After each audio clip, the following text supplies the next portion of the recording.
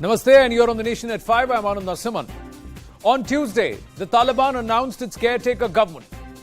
Mullah Mohammad Hassan Akhund will head the Council of Ministers, and Mullah Baradar has been appointed as the deputy head of state along with Abdul Salam. Just like we told you, more than 24 hours even before the Taliban spokesperson made that announcement, we told you this here at CNN News 18. Sirajuddin Haqqani has been chosen as the Interior Minister. He will have to share the post with Al-Hajj Khalifa. Mullah Amir Khan Muttaqi has now also been appointed as the Foreign Minister, while Sher Mohammad Stanekzai will serve as his deputy. CNN News 18 was the first to get you the names of the Taliban regime, and we got all of these names right. We did not talk about who would be the deputies, nor did we talk about the defense minister, but Sirajuddin Haqqani, the interior minister, Abdul Salam and Abdul Ghani Baradar as the deputy prime ministers, Hassan Akhund as the prime minister. These were names we told you first, 24 hours even before Zabiullah Mujahid addressed that press conference. Now, let's try and understand who these people are and get a sense of how this is a banned brigade. All of them are proscribed. All of them wanted, and some of them with crores of bounty on their head. He's a UN designated terrorist who's now going to be the acting Prime Minister of Afghanistan. He's been a UN designated and been part of the proscribed list since 2001. Abdul Ghani Baradar, the acting Deputy Prime Minister, is also a UN designated terrorist. Abdul Salam Hanafi, acting Deputy Prime Minister, also a UN designated terrorist. Amir Khan Muttaqi, the acting Foreign Minister, is a UN designated terrorist. Sirajuddin Haqqani, the acting Interior Minister, is not only a UN designated terrorist but carries a bounty of $10 billion on his head. These are the people who have been allowed to take charge of a nation, and it's been facilitated and allowed that this lot will be given the legitimacy by those very nations sitting in the UN, proscribing them as terrorists and calling them as wanted personnel, putting a bounty on their head for the last 20 plus years, ladies and gentlemen. And today, there is an effort to try and legitimize this lot. CNN's Anna Curran decodes the new Taliban government in Afghanistan and also gives us an insight into what to expect. As we have been discussing for the last 3 weeks since the Taliban, came to Kabul and virtually took over the country, we've been hearing this message of inclusion from the Taliban, that the government that they will form will be inclusive and that it will represent all Afghans. Well, what we have seen form is anything but that.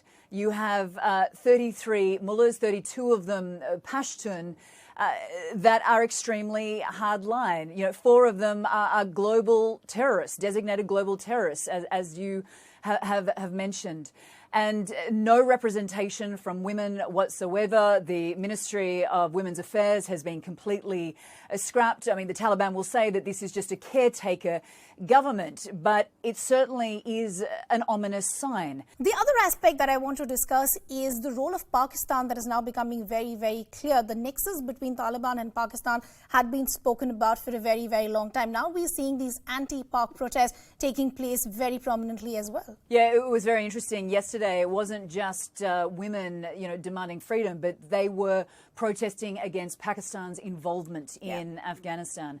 A lot of Afghans believe that Pakistan was instrumental in helping the Taliban seize Panjshir province, which really was the final holdout of the resistance movement. So yesterday, placards of, Pakistan, get out of our country. And every Afghan that I speak to, talks about Pakistan meddling in Afghanistan's affairs. They say, this is not Pakistan. We do not want Pakistanis in this country. Obviously, the visit by the ISI chief, several days ago, that has angered many Afghans. They see it as direct meddling and they want Pakistan out.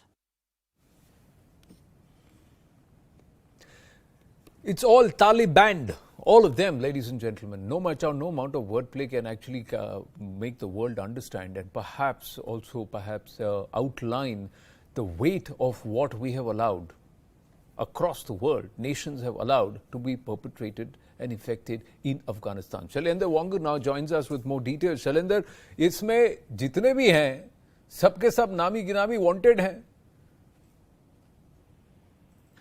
बिल्कुल आनंद, जो 33 नाम कल सामने आए थे नई सरकार में, उसमें अधिकतर जो नाम है वो या तो यूएनएससी की सैंक्शंस लिस्ट जो 1988 की है उसमें या तो उनके नाम है, या फिर एफबीआई की लिस्ट जहां पर आज भी सिराजुद्दीन हक्कानी पर $5 मिलियन की बाउंटी है।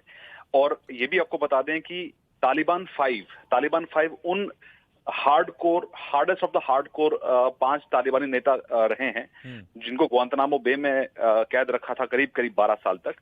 उनमें से भी 4 को जगह मिली है इस नई सरकार में। तो जाहिर तौर पर ये ऐसी सरकार है जो मोस्ट वांटेड सरकार है पूरी दुनिया में। लेकिन एक अहम बात आपको बता दें आनंद, कि अमेरिका के साथ जब डील हुई थी तालिबान की पिछले साल फरवरी में, उसी वक्त अमेरिका की तरफ से ये एश्योरेंस दिया गया था लिखित रूप में, यानी कि जो एग्रीमेंट दोनों के बीच में हुआ है तालिबान और अमेरिका के बीच में, उस लिखित एग्रीमेंट में ही ये लिखा हुआ है कि अमेरिका तालिबान नेताओं को यूएन सैंक्शन लिस्ट से हटाने के लिए डिप्लोमेसी शुरू करेगा। यानी जो जितने भी मेंबर्स यूएनएससी में हैं उनके साथ डिप्लोमेसी शुरू करेगा अमेरिका, ताकि तमाम तालिबान के नेताओं को यूएनएससी की सैंक्शन लिस्ट से हटाया जाए। ये एक इंपॉर्टेंट एस्पेक्ट था उस डील का। तो वही हम आज देखने को हमें मिल रहा है कि वहां अगर सरकार बन भी रही है तो इसमें जाहिर तौर पर अमेरिका की हरी झंडी मिली थी तब ये मुमकिन हो। लेकिन ये जो एग्रीमेंट साइन हुआ था सितंबर 2020 में, उसका टाइटल ही ऐसा लिखा गया है, इतना घुमा फिरा के लिखा गया है, जहां ये लिखा गया है कि ये इस्लामिक एमिरेट ऑफ अफगानिस्तान कहलाने वाले जो तालिबान है जिसको कि हम रिकॉग्नाइज नहीं करते, हम उनसे ये एग्रीमेंट कर रहे हैं। This is what has been written, that we do not recognize you, but we are doing a deal with you because of this and that. But the fact of the matter is there are 5 nations and many others who have also 5 permanent nations within the UN Security Council and many others across the world who have joined together to proscribe these elements and to say that the Taliban are a proscribed organization and these people are wanted for perpetrating crimes against humanity. That's the reality. So how many and which nation now moves to say, let's absolve them of all their sins and of all the charges and legitimize them? We'll have to wait and watch. Shailendra, आप मेरे साथ बने रहिए, because with all eyes on Afghanistan, top-level security meetings are also being held in New Delhi. NSA Ajit Doval held consultations with the Russian NSA today. The Russian NSA is also expected to visit and call on the Prime Minister and also the External Affairs Minister. Meanwhile, between the two NSAs of India and Russia, the discussion was mainly the Afghanistan situation. The Russian NSA, Patrushev, will also, like I said, meet Subramaniam Jaishankar and may also meet the Prime Minister. Yesterday, Ajit Doval met the Director of CIA, William Burns, as well. And according to inside details with CNN News18, the US wants India to share maximum ground intelligence and take up a bigger role in the region. Shailendra Wangu, एक बात यह है कि भारत हो यानी America हो या रूस हो, दोनों अब भारत पे निर्भर हैं और दोनों को अब भारत से काफी मदद चाहिए होगी। और अमेरिका चाहेगा कि जो भूमिका पाकिस्तान शायद पहले डुबियसली निभा रहा था और गलत तरीके से निभा रहा था, उसको जरा ईमानदारी से भारत निभाए। पर भारत की पोजीशन क्या है? देखिए, जाहिर तौर पर जो आपको याद होगा कि 24 अगस्त को पीएम मोदी और रशियन प्रेसिडेंट पुतिन के बीच में करीब 45 मिनट तक बातचीत हुई थी और फोकस यही था। और रशिया एक इंपॉर्टेंट प्लेयर है इस रीजन में अफगानिस्तान को लेकर, और ऐसे में पीएम मोदी और रशियन प्रेसिडेंट के बीच बातचीत ये साफ दिखाता है कि इंडियन अब जो रोल है इस पूरे रीजन में, खासतौर से अफगानिस्तान को लेकर, वो बहुत इंपॉर्टेंट है। इसीलिए हमने विलियम बर्न्स का विजिट भी देखा, हमने रशियन सेक्रेटरी जो सिक्योरिटी काउंसिल का, उनका आज मुलाकात एनएसए डोवाल से भी हुई है। और अफगानिस्तान में आने वाले दिनों में क्या कुछ किया जाना चाहिए और खासतौर से आतंकवाद से कैसे निपटा जाएगा, क्योंकि terrorism is a concern for both India and Russia. तो ऐसे में उन तमाम इश्यूज पर बात हुई। लेकिन एक अहम बात और आपको बता दें आनंद, कल एक इंपॉर्टेंट ब्रिक्स समिट होने वाला है इंडिया की प्रेसिडेंसी में, जिसमें पीएम मोदी और हेड्स ऑफ स्टेट्स जो होंगे 5 कंट्रीज के, जिसमें रशिया और चाइना भी शामिल है। ये वो मंच होगा जहां पर चाइना से भी बातचीत होगी और अफगानिस्तान को लेकर एक कंसेंसस बनाने की कोशिश की जा सकती है और इंडिया अपना पक्ष इसमें भी रखेगा। तो ये कल एक इंपॉर्टेंट मीटिंग होने वाली, जिसमें पहली बार इंडिया और चाइना एक ही मंच पर आमने सामने होंगे और अफगानिस्तान पर चर्चा हो। पर इसमें एक बात यह है शैलेंद्र कि अगर फॉक्स न्यूज की माने तो फॉक्स न्यूज की रिपोर्टर ने अब इसे ट्वीट भी किया है कि चीनी तो ऑलरेडी वहां पहुंच चुके हैं पाकिस्तानियों के बाद। बिल्कुल बिल्कुल हमने ये वो भी तो देखा है कि जेनिफर ग्रिफिन ने पिक्चर लगाई है, इमेज लगाई है कि वहां चीनी ग्रुप है वो ऑलरेडी काबुल पहुंच चुका है तालिबानियों से बात करने के लिए। तो क्या चाइना इनको लेजिटिमाइज कर रहा है? पहले दिन से ही हम ये देख रहे हैं कि China was one of the first countries जिन्होंने अप्रोच किया और उनके एम्बेसडर्स ने जाके मुलाकात भी की थी अफगानिस्तान के तालिबान लीडर्स के साथ। और ऐसे में हालांकि जैसे जो बातचीत चल रही है फिलहाल अलग अलग देशों के बीच में, हमने ट्रॉयका का भी देखा, लेकिन वो ऐसा मंच सामने नहीं आया जहां पर इंडिया और चाइना एक ही मंच पर हो, उससे बात हुई हो। लेकिन अब ये देखना होगा कि चाइना का आखिर रुख क्या रहा है और वो आखिर चाहता क्या है तालिबान से, क्योंकि तालिबान भी मान रहा है कि चाइना उसका इकलौता ऐसा सपोर्टर मुल्क दिखाई उसको दे रहा है जहां से उसको बहुत उम्मीद है कि सपोर्ट मिलेगा। लेकिन ऐसे में अगर अंतर्राष्ट्रीय मंच पर देखें तो अमेरिका के जाने के बाद चाइना का एक अलग डोमिनेंस अपने आप को समझ रहा है चाइना इस अफगानिस्तान को लेकर।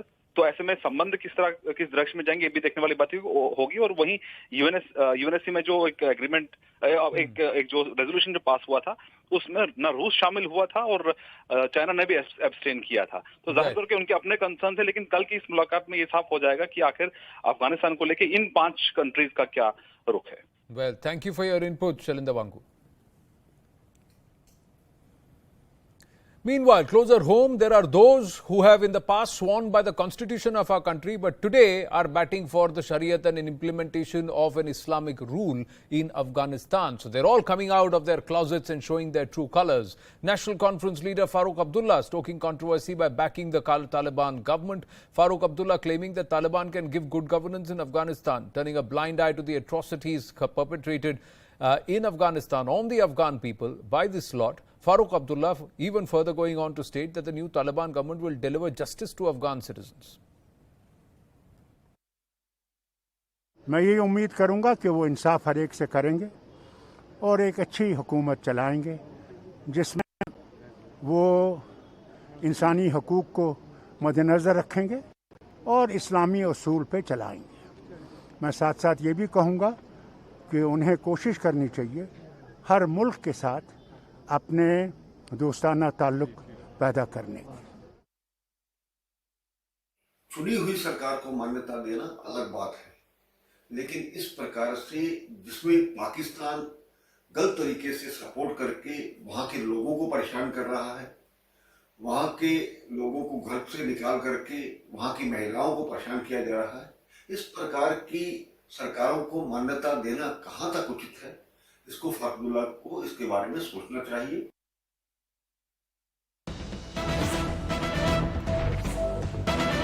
And after Farooq Abdullah, Mehbooba Mufti has now come out in support of the Taliban. She's called on the Taliban to follow what she called true Sharia to become role models for the world. देखिए, मैं ये समझती हूँ कि तालिबान एक हकीकत बन के सामने आ रहा है और उनको चाहिए कि जो उनकी जो पहली बारी में उनकी जो इमेज बनी है वो बहुत ही इंसानों के ख़िलाफ़ थी, ह्यूमैनिटेरियन राइट्स के ख़िलाफ़ थी। और अब की बार अगर वो आए हैं और हुकूमत करना चाहते हैं अफ़गानिस्तान में, तो उन्होंने वाकई जो इस्लामी जो शरिया जो कहता है असली, ये नहीं जो वो कहते हैं जो हमारे कुरान शरीफ में है, जिसमें औरतों के हुकूक हैं, औरतों के राइट्स हैं, बच्चों के राइट्स हैं, बूढ़ों के राइट्स हैं, और किस तरह गवर्न करना चाहिए, जो मदीने का हमारा मॉडल रहा है हमारे हुजूर सल्लल्लाहु अलैहि वसल्लम का। तो अगर वो वाकई उस पर अमल करना चाहते हैं तो मुझे लगता है वो दुनिया के लिए एक मिसाल बन सकते हैं। Tejinder Sodhi joining us live. Those who have sworn over their taken oath on a constitution today are backing rule of Sharia. And Mehbooba Mufti is asking the Taliban to uphold women's rights. You see, Anand, this is the irony of these politicians in Jammu and Kashmir, especially Farooq Abdullah, Umar Abdullah and Mehbooba Mufti. You see, these are the people who have been swearing on democracy. They have been saying so much about democracy, and now they are welcoming the so-called terrorist government of Taliban. You know, the Taliban, the government, the caretaker government has the majority of the people who are on the UN designated terror list. Even the Home Minister of the Taliban government carries a bounty of $10 million over his head. So this is the government, and our politicians, especially Mehbooba Mufti, Farooqullah, they have been singing praises for them. You see, earlier this morning, Farooqullah said that he hopes that the Taliban government would uphold the human rights of the people, but he turned a blind eye to the atrocities that are being committed on the people there. We saw yesterday how the journalists were badly beaten, those journalists who were covering the protest by the people of Afghanistan, those people who have been saying that it is Pakistan, it is which has been creating a mayhem, which has been aiding the Taliban. The people in Panjshir, they have been saying that the fall of Panjshir happened because Pakistan Army, Pakistan Air Force aided the Taliban. And now now after Farooqullah, Mehbooba Mufti too has come in support of the Taliban, saying that these Taliban, if they follow the true Sharia, they could become the role model for the whole world. What does Mehbooba Mufti think? She thinks that killing innocent people, denying women of their right, the world should follow those those people as role model who have been denying basic education to the to women, who have been beating up journalists, and who have been presenting a picture that first they said that it would be an all-inclusive government, but the list which came out yesterday, the announcement which they made, there are all terrorists. It is the government by Taliban, run by Taliban, for Taliban. The people across Afghanistan, they have been protesting. We have been seeing since day one how people are coming on roads. They are supporting the resistance movement, and the Taliban, they have been mercilessly beating the people, killing the people. People in Afghanistan, they are dying in the celebratory firing which these Taliban terrorists they are resorting to. Though the government of India has not made any stand so far on whether which stand they will take on Taliban, and this is a very good move. I have been speaking to several senior politicians, diplomats. They say government of India will take a decision after due deliberation, but these politicians, what the government of India does is going to be a diplomatic compulsion for the sake of the people of Afghanistan, and that is still not done. Nobody is recognizing the Taliban, but they are rushing to establish the rule of Sharia and also endorse it. These are people who have sworn, taken oath on the constitution of this country. Narendra Taneja of the BJP is with us. Narendra ji, namaste. This is Anand Narsimhan here. These are people who should be standing up for constitution and democracy. Afghanistan was a democracy. It has a constitution which has been upstaged, and there's been a proxy war and a military takeover, a forceful takeover. How can former chief ministers of the erstwhile state of Jammu, Kashmir, Ladakh come out and make a statement like this? And they're also parliamentarians. Absolutely. I mean, she was holding a constitutional office, chief minister, under the Indian constitution. And, she has to basically, decide, is she a Democrat with loyalty to the constitution of India and at the same time faith in democracy, or she believes in a Sharia rule. She believes in the kind of Taliban rule. I think it's important that, leaders like her and others, they come out clean on this. Because let's not forget one thing. As far as people are concerned, the government is concerned and all that, India is waiting and watching. Not only India, the whole world is waiting and watching. We have just seen their cabinet. Cabinet is full of the people who, for instance, would not be acceptable to most countries in the world except probably Pakistan. Now, that is the situation. If leaders like her holding government position, holding constitutional position, they have to be very careful about what they say. If they sincerely believe in Sharia law, or in the Taliban kind of law, I think they must come out clean on it. They must be honest about it. Then the people of India and others will react accordingly and respond accordingly. I'm sure even the people of Jammu and Kashmir. People of Jammu and Kashmir, I don't believe they in this kind of politics, Taliban and Sharia and all that. People of Jammu and Kashmir, the Muslims of India, they believe in the constitution of the country. So these leaders, I don't know who they're trying to please and why. They're probably why is it that they have a problem in coming out and saying what the Taliban are doing is wrong? You can't have UN proscribed people being backing. Why haven't they called out Pakistan? These are statements that they should have been making as leaders in public life.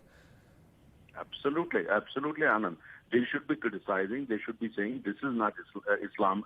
Islam is not about such kind of people. Islam is not about such kind of rule. Moreover, India is a democracy. There is a constitution. So when it comes to our biggest holy book is the constitution of this country.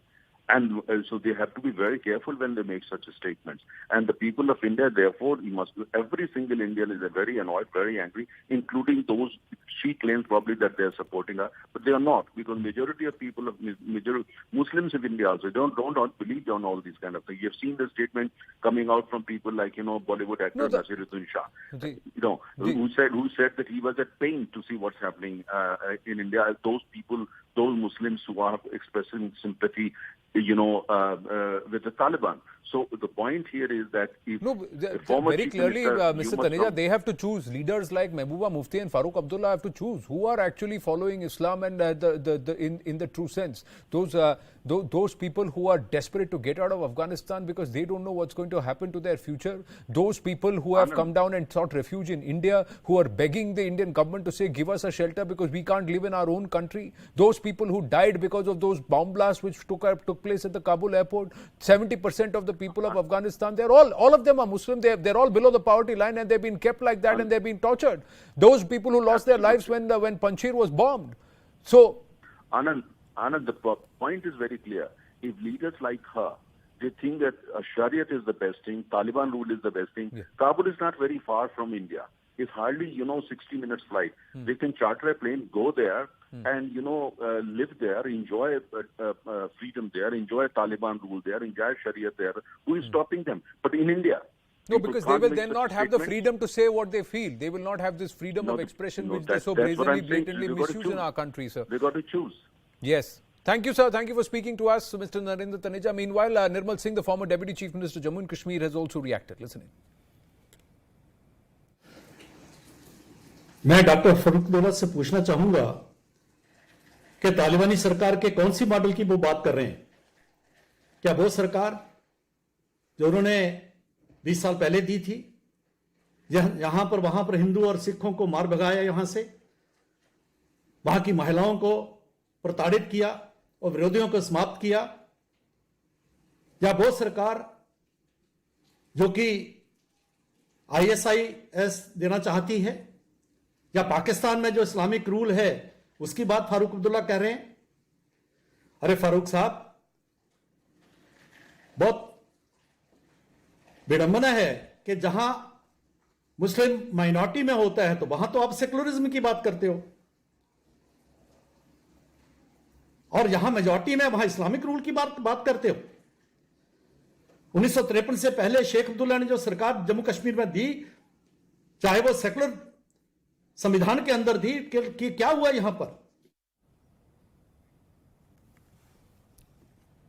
Well, moving on, and a big development closer home, ladies and gentlemen, and on the path to Atmanirbhar Bharat, the government has made a mega announcement. It's a big boost to the textile sector in our country, especially with technical textiles and man-made fiber. The Union Cabinet today approving a production-linked incentive scheme for textiles focusing on high-value and technical textile segments in the textiles value chain. Incentives worth over 10,600 crore will be provided to the industry over the next 5 years for manufacturing notified projects of man-made fiber apparel or MMF apparel or MMF fabrics, and 10 segments and / products of technical textiles in the country. It is expected that this scheme will result in fresh investment of about 19,000 crore rupees, additional production turnover of 3 lakh crore rupees in the next 5 years, and will create additional employment for at least 7.5 lakh more people. Production linked incentive, ये माननीय प्रधानमंत्री नरेंद्र मोदी जी का जो visionary कदम भारत में implement हुआ है, उसमें आज वस्त्र क्षेत्र के साथ जुड़ी PLI की स्कीम को मंजूरी मिली। वस्त्र टेक्सटाइल इंडस्ट्री एक ऐसी इंडस्ट्री है जो हर रुपया जो हम निवेश करते हैं उसमें सबसे अधिक रोजगार प्रोवाइड करता है। लेकिन परंपरागत तरीके से हमने जो फोकस किया है वो कॉटन टेक्सटाइल्स पे किया है, और कॉटन टेक्सटाइल्स में हमारी एक अच्छा वर्चस्व है विश्व में और अच्छी ग्रोथ भी हो रही है। मैनमेड टेक्सटाइल्स और टेक्निकल टेक्सटाइल्स ये ऐसे क्षेत्र हैं जो अंतर्राष्ट्रीय बाजार में बहुत बड़े रूप में इस्तेमाल होते हैं और जिसकी वृद्धि भी तेज गति से हो रही है। आज 2/3 जो अंतर्राष्ट्रीय बाजार है, अंतर्राष्ट्रीय व्यापार है, वो 2/3 मैन मेड टेक्सटाइल्स और टेक्निकल टेक्सटाइल्स का रहता है। ऐसे परिस्थिति में भारत भी उस पूरे इकोसिस्टम में मैन मेड फाइबर्स के फैब्रिक में, उसके गारमेंट्स में भी अपना योगदान दे पाए, उसके लिए विशेषकर ये PLI स्कीम मंजूरी की गई है। 10,683 करोड़ रुपए इसमें इंसेंटिव के रूप में प्रोडक्शन के ऊपर दिए जाएंगे। Joining us now is Shri UP Singh, the Textile Secretary, Government of India. Namaste, Upendra ji. Let me first ask you this question. Can you tell us a little more about this PLI scheme? It's a big boost to a sector or a segment in the textile industry where India's contribution globally is not so much. Thank you.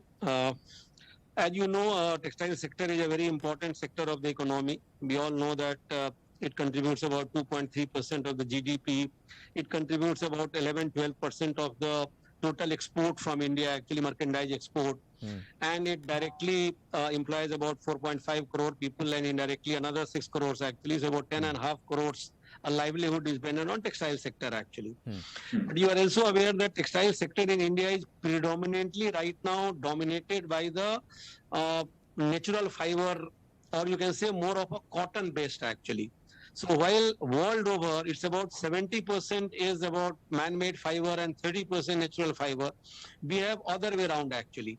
So if we want to really grow both and also grow in exports, then we have to pay special attention to man-made fiber. And the other sectors, the technical textile sector, which is a sunrise sector, where not only there is a potential for the export, but there is a lot of potential for greater use in India itself actually. It could be at least 4 or 5 times more technical textile can be used in different kind of segments of technical textile. So while global kind of export of man-made fiber is something like 330 billion USD, our share is only about 9.3 billion, which comes to be about 2.8% of the global export trade actually. So there is a lot of scope for increasing man-made fiber export as well as requirement in India to substitute the for import substitution as well. Right, but the category that you're talking about is comes into play from shoes to parachutes to even spacecrafts. This man-made fiber and technical textiles, but we do not have a very big share globally, Mr. Singh. And what you're inviting is also high-value investments. Minimum is 100 crore rupees. Yeah, actually, as you rightly say, this is not one-off kind of. This is a series of initiatives which is being taken and will be taken by Government of India, in the sense that you are aware that last year we launched what is called a technical textile mission actually. Yes. Very recently there was a lot of uncertainty for the exporters regarding the continuance or otherwise of ROA-CTL and notification of ROTTAP. So that also we did recently. And very soon we would be coming up with the mega textile parks scheme also. That is also expected to get the cabinet nod very soon actually. So this is PLI, of course, is a very important milestone in that. But coming back to what you just asked actually, it's a fact that this is a scheme which is aimed at creating global champions actually. So here targets have to be stiff, because we are also giving a fairly good incentive. Let me, there are two kinds of, we are not now talking of greenfield or brownfield actually, we are talking of a two part of the scheme. One is where investment is minimum 300 crore, but not only investment, this investment should result into a minimum of 600 crore turnover actually. So one has to satisfy both the conditions of investment as well as turnover to get the incentive. For investment, we are allowing at least next 2 years we are allowing what we call a gestation period to make investment. Even investment which is made during the current year after notification, that also will qualify for meeting the threshold of investment actually. So after these two conditions are satisfied, in the first year on the output or on the turnover, one will get 15% of that as incentive. For example, if someone achieves 600 crores, so 15% of that, 90 crore he will get as a cash incentive in the very first year. And thereafter, every year, they have to grow by 25%, and we give 14, 13, 12, and 11. Every year, the incentive percentage goes down by 1% actually. So for next 5 years, he will keep getting the investment on incremental turnover. Similarly, for scheme 2, where it is between 100 and 300, but all other parameters remain same, except that incentive there starts from 11% and not 15%. Correct. But let me ask you this. How is it going to help those who are in the export market? Is it going to help them? Because that's where the problem is, that we are not as competitive as some of the other countries in export. Or is this focus largely going to be for domestic consumption? In fact, the primarily aim of this scheme is basically to take care of the disabilities which our industry suffers vis-a-vis, let's say, our competitors, be it a Bangladesh or China or a Vietnam or whichever it may be. But again, the benefits here is not a kind of independent of other benefits. The other benefits, for example, if someone is an exporter, he will continue to get the benefit of ROSCTL and ROTAP. Similarly, there are states also give certain kind of benefits if a shop is set up there in terms of maybe a concessional land or electricity or some other. So those advantages also would be there. So I'm sure that those incentives or those remission of taxes and duties, etc., plus this PLI, which is basically, I would like to clarify that this is not for export promotion scheme actually. This is basically to increase the production. So this is a production linked scheme. Naturally, whatever we don't consume gets exported actually. So its benefit will also go to for the export, but primarily it's a production-linked incentive. Right. Mr. UP Singh, thank you very, very much for speaking to us. The other aspect is that we are also importing a lot of the man-made fiber and technical textiles. Whether or not the industry is going to get excited because of this PLI, and are we going to look at investments as it's being expected, close to 19,000 crore rupees and output of more than about 3 lakh crore rupees.